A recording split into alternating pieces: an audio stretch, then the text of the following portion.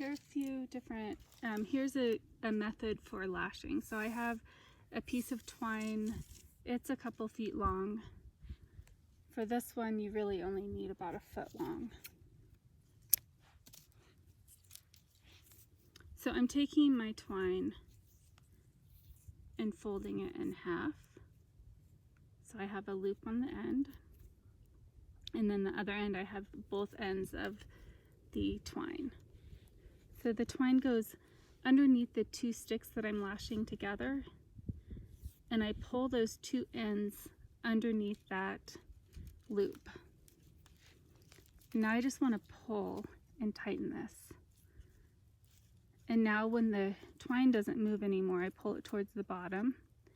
And now I'm taking these two strands of twine, and one comes on the right side through the center of the sticks, and one's on the left side through the center of the sticks.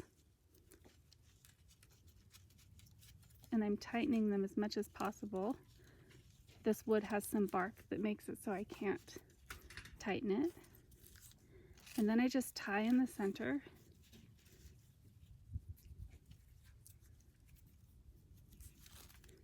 And tie again. And then I'll just trim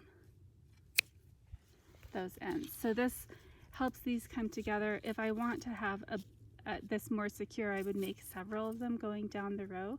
I'm going to do another lashing sample here that uses more twine, so it's more secure. So it really depends on how much weight or pressure you'll be putting on the piece that you're working with.